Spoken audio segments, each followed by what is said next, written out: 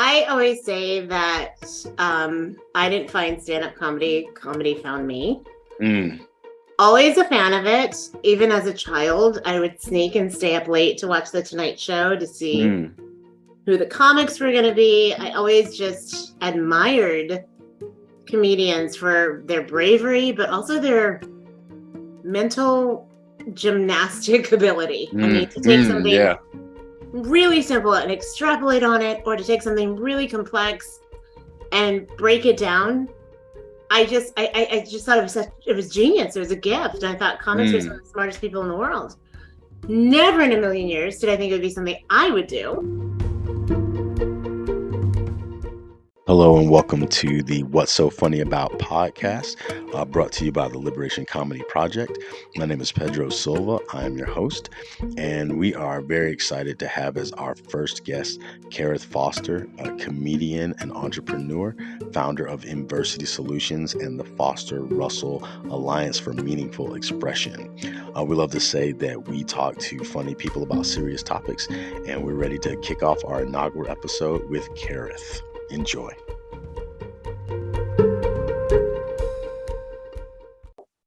So, I want to just ask you a series of questions and we can just kind of play around with it as we go. But the number one question, as someone who's kind of stumbled into comedy myself, I'm always curious, how do people get into comedy? So I want to start off by asking you that. How did you get into comedy?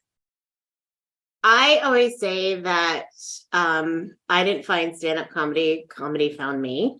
Mm, Always a fan of it. Even as a child, I would sneak and stay up late to watch The Tonight Show to see mm, who the comics were going to be. I always just admired comedians for their bravery, but also their mental gymnastic ability. I mean, to take something yeah. really simple and extrapolate on it, or to take something really complex and break it down. I just thought it was genius. It was a gift. And I thought comics are some of Mm, the smartest people in the world. Never in a million years did I think it would be something I would do. But in August of, well, really July 1997, I was working at The View, mm. and I ran into a young woman who was an intern at the soap opera All My Children. She stops me in the ladies' lounge, is like, "Can you watch me do my set?" And I always tell people, if anyone asks you to watch them do something in a New York City bathroom, you run. But she proceeded to do like 6-7 minutes of stand-up comedy. I was like, "How did you learn to do that?" She's like, "I took a class." I go, "You think I Oh, could?" wow. And she goes, "Yeah, actually, I signed up and I can't do it. Maybe you can take my place." And I was desperate for some kind of artistic, creative expression. I Mm, was, part of the production staff at The View, but it was a lot of, it wasn't even like, menial labor, like making copies and getting coffee. It was serious production work. I mean, we were mm-hmm, at the time a brand new startup show. We were mm-hmm. quite understaffed for the tasks that were given. I was working 14, 16-hour days, but I didn't have an outlet for anything creative. And so I treated myself for my birthday to a stand-up comedy class, $300 Mm, at Gotham Comedy Club, nice. when it was the old Gotham on 22nd between 5th and 6th. Yeah, Batman somewhere around the corner, Oh, right? yeah.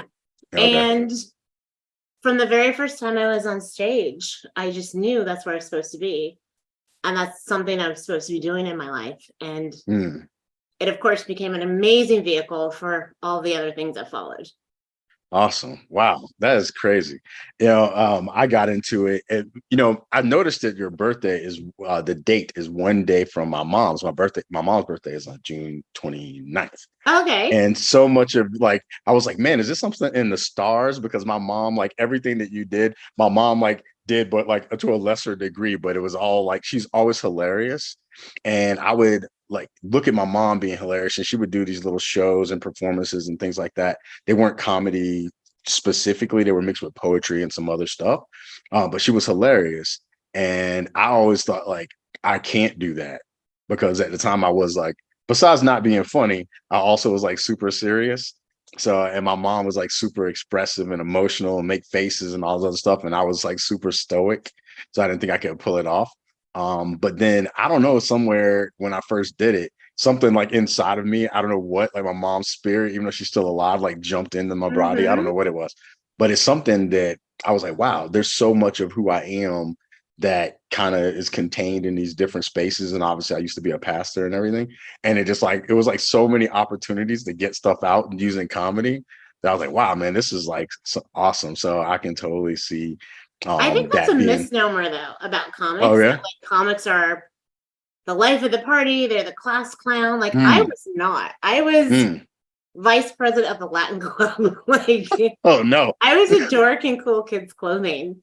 Oh, And nice. I was always very, kind of goody two shoes, really, which is Mm, why I didn't think it was for me either. But I had a quick wit and I had a very unique perspective and I saw things differently. And I made my friends laugh, but I was never like, look at me, look at me.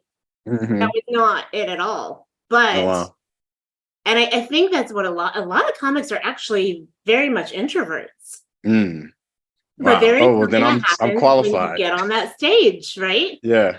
And you come alive. I mean, I have performed with strep throat. Not that I now think that was good with the other comics and passing the mic, but I didn't know I was sick at the time with it. But like 102 fever, like there's something magical that happens when you get on stage, and it's like you were just divinely connected to source. So I don't think it's a far fetch that, as a former pastor, Hmm. your calling was to speak to people, to teach people, to guide people. Like that's what comedians do. And what's Right. fascinating is that the top professions that tend to gravitate toward comedy are lawyers, teachers, Mhm. and ministers. Oh, nice. Yeah, I saw an article in the headline while I was still a pastor. I saw an article in the headline said why Dave Chappelle is the pastor the world needs now. And I was Mm, like, it struck me, and I said, "What?" And I read it, and I was kind of like, I got it, and it was a lot of it was about the way he like challenges people and forces people to have conversations they would not normally have. And even when you disagree with them, you can see like the trajectory of how he navigates language and all these other things. And I was like, man, that's pretty sick. So yeah, that's very interesting. I know Sam Kinison, we used to be a pastor, yes, yes. and I never thought I was going to be a Sam Kinison type, but he was a very interesting character too in the comedic landscape. So one of the reasons why we started this project is because we live in a world that's hyper polarized, right? And one of the things I observed was that even though people might not laugh at the same things, some of the components of what makes something funny to a person is similar.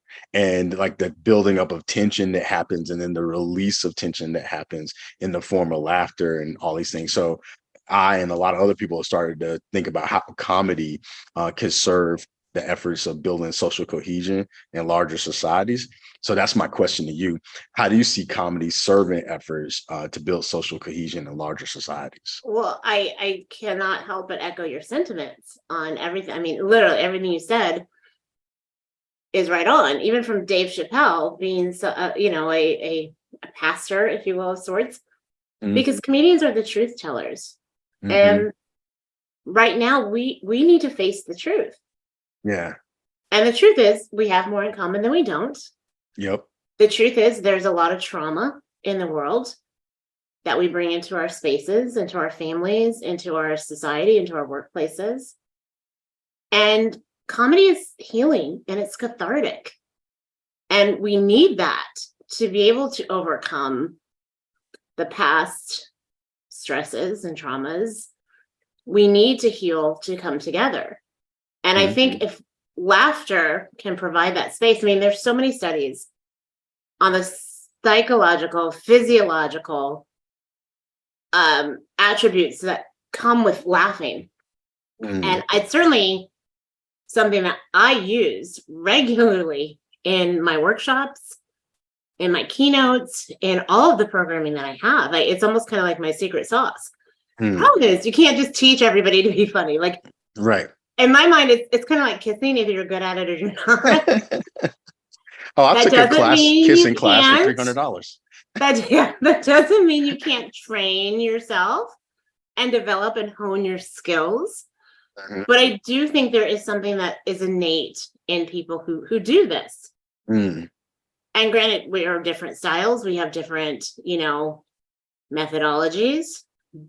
But the through line is that we tell the truth. Yeah.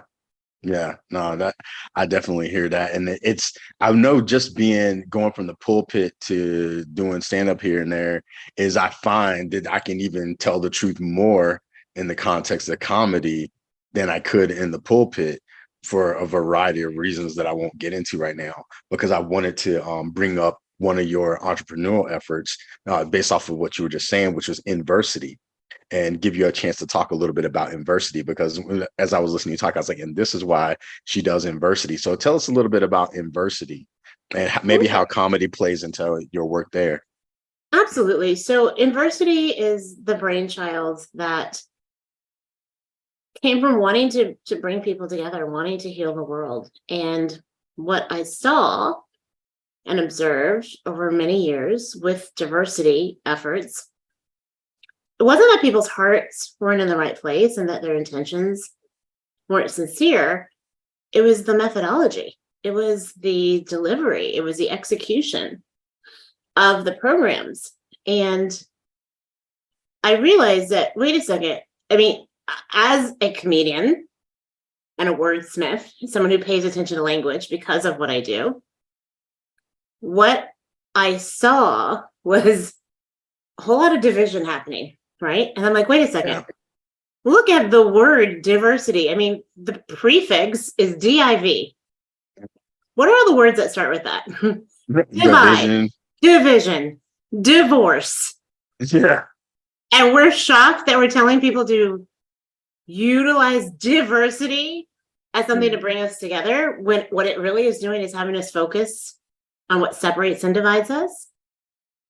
So I thought, well, what's the opposite of that? What's the introversion of that? And it was inversity. So the idea behind the work that I do with Inversity is still honoring and celebrating all that we are, all that make us up, all of the things that make us individuals, our identity, expanding the definition of diversity to include diversity of thought and ideas, but shifting the focus from what separates and divides us to what is it we have in common. How can we be truly inclusive of one another? But most importantly and powerfully, being introspective, going inward to understand your value and worth so you can then see it in someone else. We've been working from the outside in this whole time, and that doesn't work. Not for long, at least. Right. No, that's awesome. Awesome. So I've been curious about this ever since I learned about your work. Obviously, some people are like sensitive, let's say, and so you can try to lighten things up by calling out some things in the world, and they'll, even if you don't mean it this way, they can take it as shameful, right?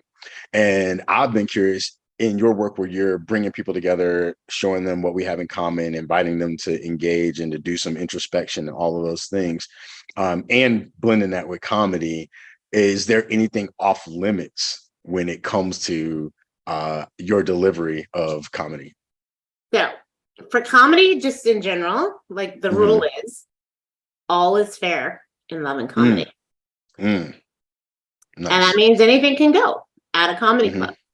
But there are rules within the comedy world. And the number one rule is be funny. Followed closely by rule 1.5, which is know your audience. And so it's that second rule that needs to be applied when you are speaking to a corporate audience, when you're speaking to a church audience, when you're speaking to young people. You have to know your audience. And I think, honest to goodness, having done stand-up for 25 plus years, I started when I was 5. Nice. That has given me the skills of a master communicator. Because you have to know your audience and you have to be able to reach people where they are. Right. And you cannot speak over their heads. You cannot talk down to them. Not if you are sincere about conveying a thought, an idea, a concept, and having it be received well. Yeah, that makes a lot of sense. And the same with being a pastor. Actually, I half bombed in a comedy set in Hawaii, which was kind of hilarious. And I don't know if I broke the first rule of not being funny or the second rule of or the 1.5 of not knowing my audience, but I didn't. It was my first time jumping out there, and I think some people laughed a little bit, but I said I mentioned that I used to be a pastor, and the other comedians like turned on me and like used me as a butt of jokes later, Okay. Yeah. and For I was callbacks and interested. things. Yeah. Yeah. So I interestingly, I wonder, I'm like, maybe they were like, that's not the audience, we'll revenge you. I don't know what happened, but it was Oh a good no. lesson. I think they just took it and ran with it because that's a kind of unusual thing. I mean, you don't hear Right, that regularly. right, And they saw it as an opportunity. Now it also yeah, depends on how seasoned they were, if right, they were able to make it work. But right, if you can find like a through line or a theme, like, and then right. everybody can kind of play along and build on it, a little bit like improv, but Yeah. obviously more I individual. laughed at it, but my family was kind of like, hmm. Uh, Yeah, it's all good. So one of the things we have, a question we have folks is like, what's so funny about? And that's the name of the Ooh, I like this podcast. segment. And so what's so funny about? I'm gonna try to pick something that is not awesome. So something that people wouldn't laugh about. So what's so funny about illness? Oh gosh. Well, first of all, it's universal. Oh yeah. Everybody's been there. Yeah. Everybody's had their head hanging over the toilet and they've Mm, been quote unquote praying to the porcelain gods for whatever reason. right. Too many libations or the flu or Yeah. whatever. Like comedy comes from pain, right? Right. Right. They say tragedy plus time equals comedy. That's the Oh equation, yeah, I just heard that the other day. right? That's the equation. Hmm. And so if you can take something that's universal and that sucks, Mm. everyone's like, yeah, oh my God, yeah, I've been divorced, Hmm. right? Cancer, death. I mean, all the stuff you think are too taboo and oh, you can't go there. Some of think about this. Some of the funniest sitcom episodes are like take place around funerals, Yep, that's true. right? And There's nothing funny about death. It's horrible. yeah, It's the end of someone's life. It's a relationship that you'll never have again. It's someone you won't see, but because it is so universal and it is so deep and it is so painful, to be able to find the humor, not of the death itself, but right. it's that's the beauty of comedy because that shows our resilience. Mm. No, that's And I awesome. think people that miss the point, people that look to be offended by these things, they're not understanding that that's what it's about. Domestic abuse, nothing funny about that. Right. But there are comics who get up on stage and will talk about it and will say something and like people are like, oh my God, yeah, that's so wrong. But yeah, right. Yeah. It's and that's what comedy does. And it doesn't always have to go there. Obviously, like Seinfeld was, the master of talking about nothing Right. and making it fun, the Right. mundane. And that sucks too. Yeah. Boring sucks. But he made it interesting. Yeah. No, that was awesome. And you were quick, you were really quick on your feet. I was gonna ask what's funny about racism at first, but I was like, nah, she already studied this enough. I'm gonna throw illness out there, but you got it right there. So that's Well, cool. you know what's fun? Can I tell you what's funny about Yeah. racism? Oh, sure. Well, no, and that sounds so weird. Let me tell you what's funny about race. The absurdity, Oh right? yeah. The absurdity of hating another person or group of people because they have more melanin than you, because they speak a different language, because their Yeah. hair is a different texture, because their Right. features, like that's absurdity. Right. And that's And an so illness. that's what we're making fun of is the absurdity of these things. Yeah. No, absolutely. Yeah, I had like I want to jump off this just because it's kind of funny. So I had this one time I was trying to give money to a homeless person, Mm-hmm. and I gave one to one guy, and I was gonna give money to this other dude, but he didn't realize I was gonna give money to him, so he started calling me the N word, and he was yelling it at me, and I had a mask on and I had on a hoodie and stuff like that, so you couldn't see my face, but you obviously could tell I was brown. And so this guy, he's calling me the N word. And I'm like, what's calling me the N word? So, but I ignored him. So then I was gonna still give him some money because of my whole Jesus thing. So I was thinking I was still gonna give him some money and just kind of forgive him. But since I didn't respond to the N-word, he started calling me a spick because he started assuming I was He was just Mexican. going through the Yeah, yeah, racial yeah, slurs. yeah. So then he was like, so he He's like, started oh, saying, he must not be black. yeah, yeah. What's So he started, next in my arsenal of insults? yeah, yeah. So he starts saying that, and he's like, he's just saying it repeatedly, and I'm like, what in the world? This fool is really about this racism, the white dude, you know. And then I said, okay, I'm gonna power through it. So I walk up to him and I said, hey man, I was like, you know, do you want some money? And he jumps up and he's like, yeah, I want some money. And he's all like happy or whatever. And as I'm handing him the money, he looks at me and he squints in me to look at me and he goes, Al Qaeda. And he was like, he was like, which one are you, man?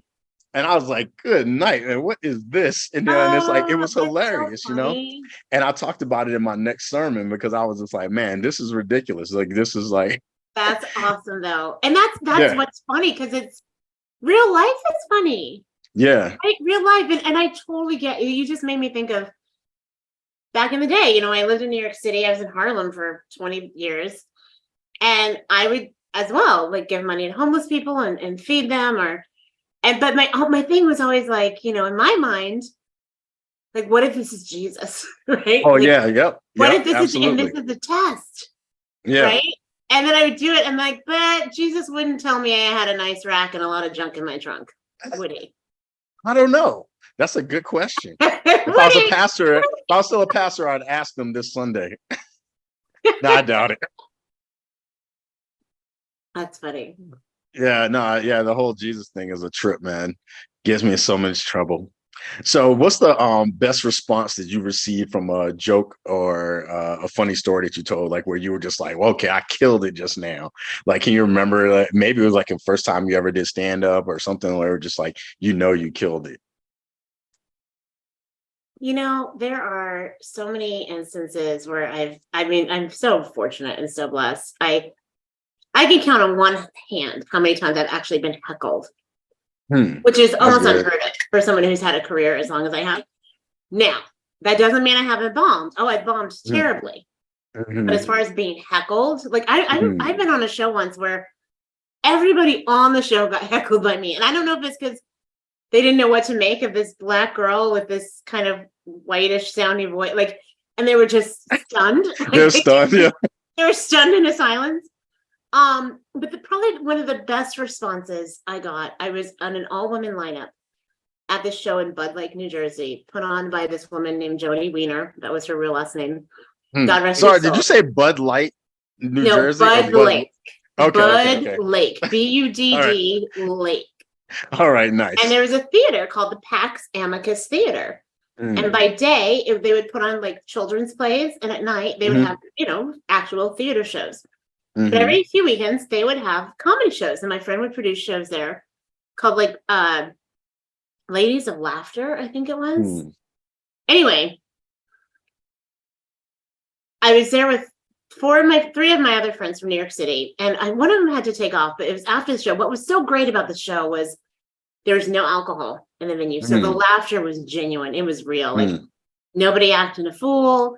It was people who had worked hard all week. They wanted to come out and just, you know, take a load off and laugh. So it was the end of the show, and people are coming up left and right. Oh, that was great. You were so funny. And that's a really honestly part of the payment, because unless Yeah. you're like a Kevin Hart or an Amy Schumer, you are not making a Dave Chappelle, like that kind of money at a show. Right. Right. So the payment is the adulation, you know. Right. And this woman comes up, like makes a beeline to me and my friends, and we're expecting the same thing. Oh, that was so funny. You were so great. And the first words out of her mouth were, my son was killed 6 months ago. Mm. And we were like taken aback. And you don't know what to say when someone says that to you. And Right. she then said, tonight was the first time I've laughed since. Mm. Wow. Yeah, And that's she huge. gave us a hug. I was in the middle. She kissed me on the forehead, and I still get emotional and I get goosebumps, Yeah. because it was like, what a gift that we were able to Yeah. give someone for 90 minutes of her Yeah. day that she probably still is in pain and suffering, Hmm. but to give her that escape, Yeah. like that's the power of comedy. Yeah. That's No, probably that's the best awesome. compliment I've ever been given. No, that is awesome. Yeah, thanks for sharing that. I think about all the times when I did memorial services Hmm. as a pastor, and it's something about laughing, even even if it's not like directly about the person, it brings it's like a resurrection type energy. Like it brings people back to life. It brings Yes. like so many things back to life. And sometimes it's out of like putting flesh on dry bones, to use a biblical term. It's like you feel like empty, and then this laughter comes out, and then that like laughter almost in some weird way um kind of is an indicative of a future, Yes. and a lot of Yes. times our despair comes from feeling like we don't have a future, Yep. and laughter, it kind of is almost like there is a future, you And know. this is why we have to protect comedy at all costs. Hmm. Even Hmm. though it's subjective, even though not everybody sees it the same way, even though we have different tastes, we cannot let cancel culture Hmm. erase comedy, because then Hmm. we're also basically giving in to the despair. Yeah.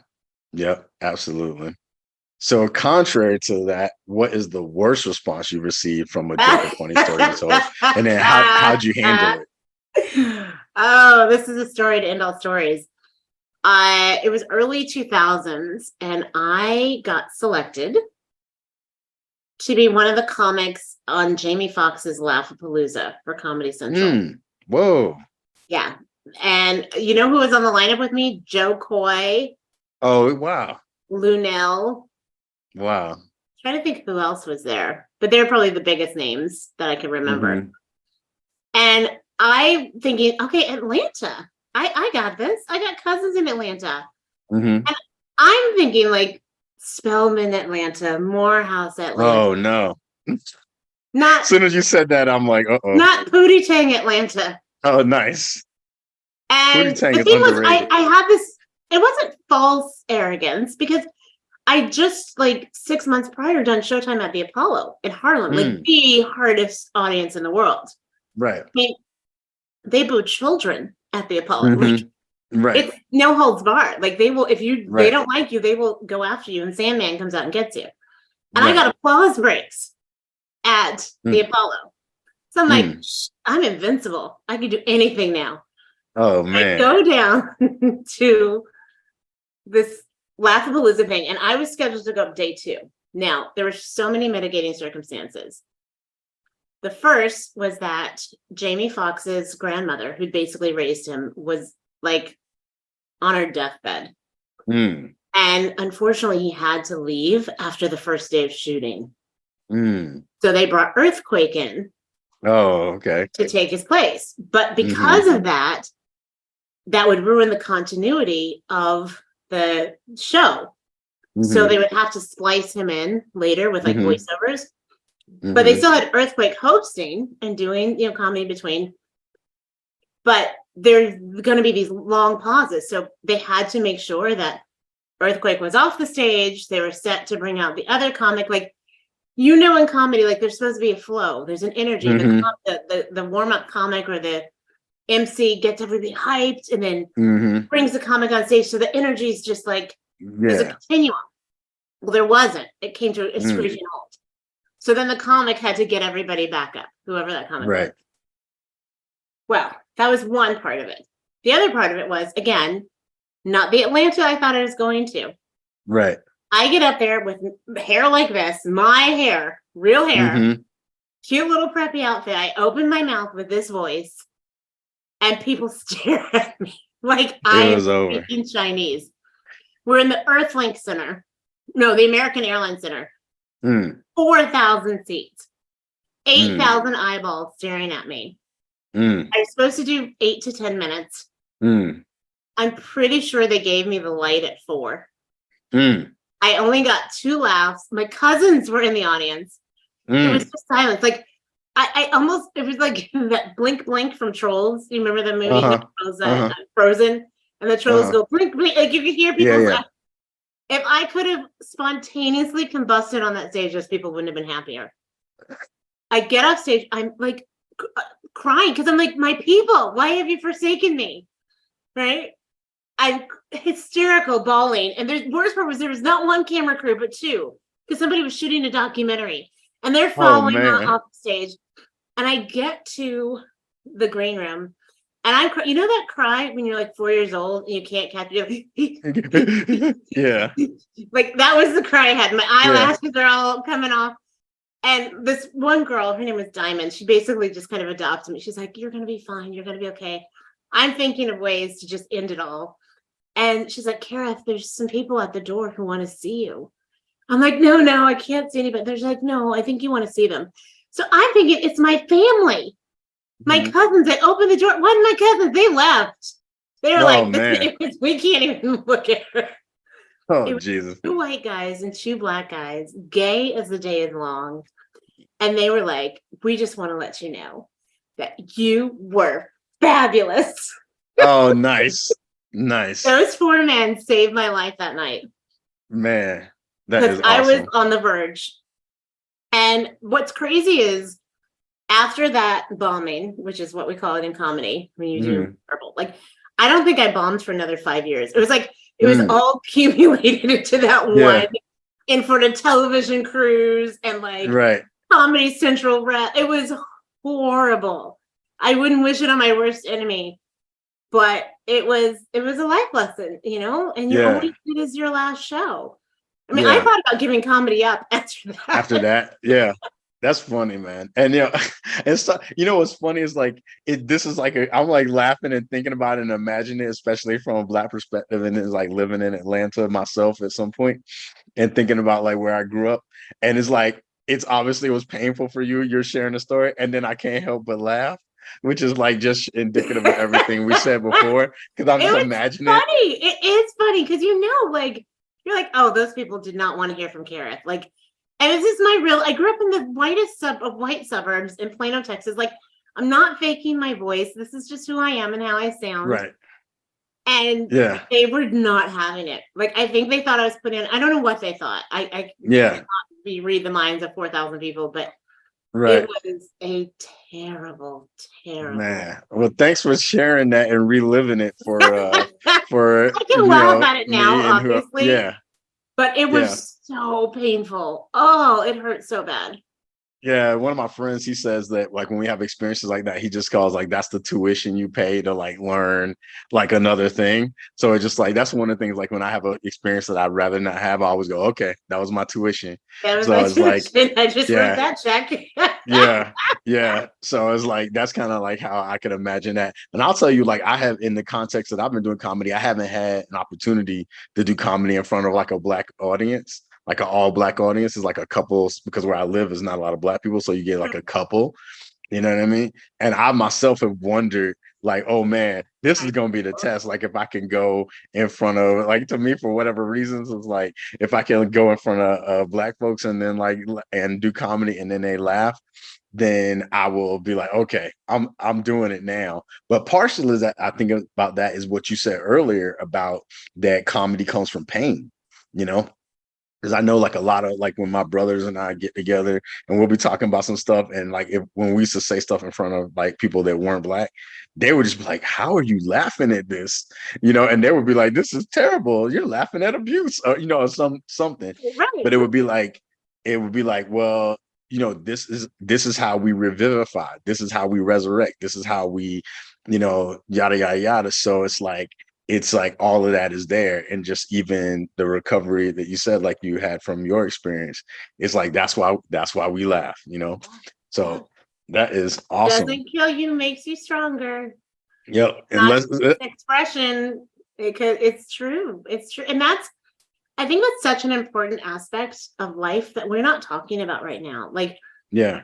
there's a great book that I got to contribute to called The Coddling of the American Mind. And it began Mm, as an article written, mm-hmm. authored by Jonathan Haidt, the NYU Yeah. Yeah. professor, and Greg Lukianoff, CEO and president of FIRE.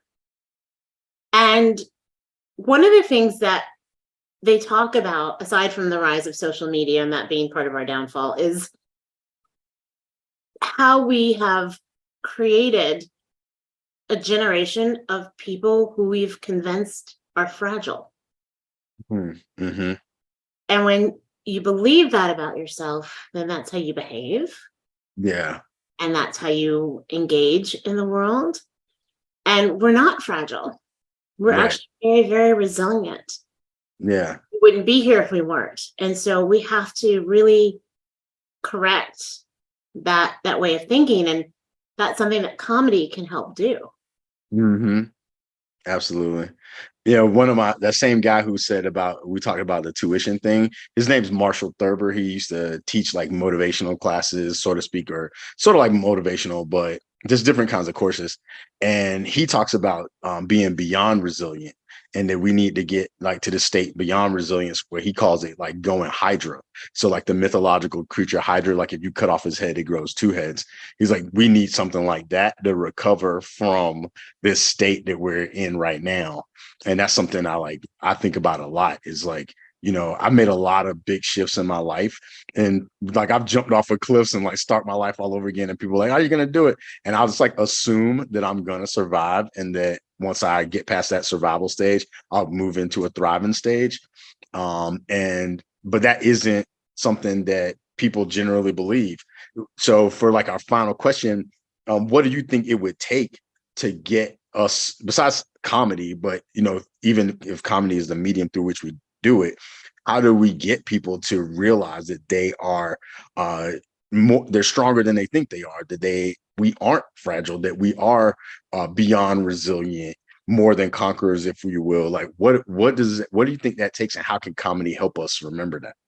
Sure. So, I wrote a book called You Can Be Perfect or You Can Be Happy. Yeah. And spoiler alert, there's no such thing as perfection, Right. even though we strive for it. Right. And we also seek it out in others, which is Mm-hmm. an unfortunate mistake that we Yeah. make. Happiness is a choice. It's as Mm-hmm. individual as we are. Mm. But there's a caveat, because happiness is not a constant. Mm. It's okay to have a bad day or a bad couple of days. It's okay to not want to get out of bed Yeah. for a day or a weekend. 3 weeks, you should probably talk to someone. Right. Um, but I think so much of it boils down to knowing, assuming, believing that you are enough, Mm. just as you are. Absolutely. And we're not told that. We're certainly not told that by society. Yeah. And you can't turn on the television or social media and, not see either ads for medications because your body's broken, cosmetics, clothes, cars. And I'm not saying it's not okay to want things. And of course, Right. want to have your health in check. Mm-hmm. But this idea that we're not enough is so deeply ingrained in us that it keeps us from connecting to ourselves and to Right. source Right. and to one another. Right. Absolutely. Yeah. So changing that belief system of I am enough and incorporating humor, I think, are two of the greatest gifts we could give ourselves. Nice. Yeah. Wow. Like I have a friend, his name's Justin Michael Williams. He's like a singer, and he leads like workshops and all sorts of things.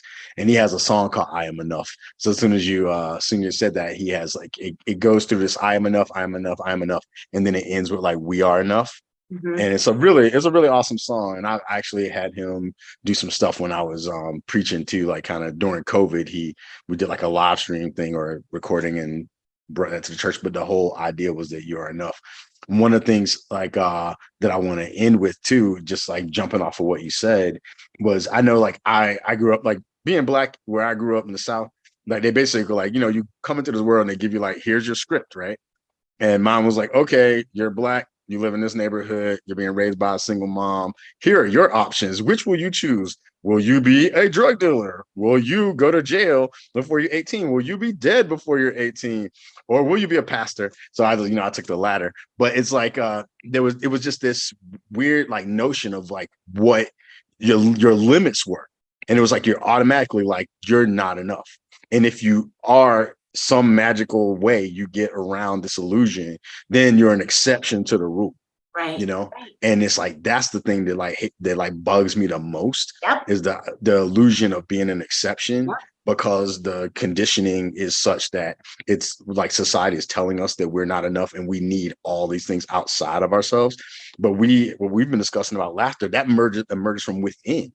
That's something, that's why some people can like laugh. I've done like a class where we had to just laugh for no reason, like no jokes, no nothing, just sit there and laugh. And eventually you just start doing it and you just start laughing and it comes from inside of you. And so if you have that kind of energy, that kind of resurrecting spirit, that kind of revivifying, like almost gonna call it technology for some reason within inside of yourself, then you are automatically, we are enough. We just have to connect with that. So that's so awesome that you said that.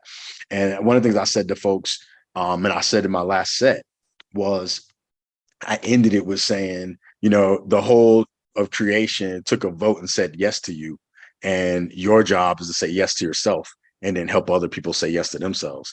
And I think like comedy is a way of saying yes to all that is humanity, like the good, the bad, the ugly, the funny, the not funny, just like just all of it. So thank you for leaning into that. And I definitely appreciate you joining for the inaugural. It's like perfect. I feel like I hit the lotto for my first guest, somebody that's accomplished, a Black woman, all of those things. Like I'm just already winning. So how can people be in contact with you if they want to do have you speak at one corporately through Inversity or comedy? What's the best way for people to get in touch? Sure. So my website is inversitysolutions.com. That's INVERSITY solutions with an S on the end.com. My Instagram handle, Twitter is at Karith Foster. That's KARITH Foster, FOSTER. My personal website is karith.com. There aren't too many carrots out there, so I'm easy to find. And honestly, you could just Google me too, or Google Inversity, and you'll get to us. And I have an amazing team who we go out of our way to give people and just a very special experience, because we believe that the people who acknowledge this work and see the value, we want them to understand how much we appreciate that. Awesome. Thank you so much. And it's great to have you. Check out Karith and all the places that she outlined. And thank you for being a part of the solution.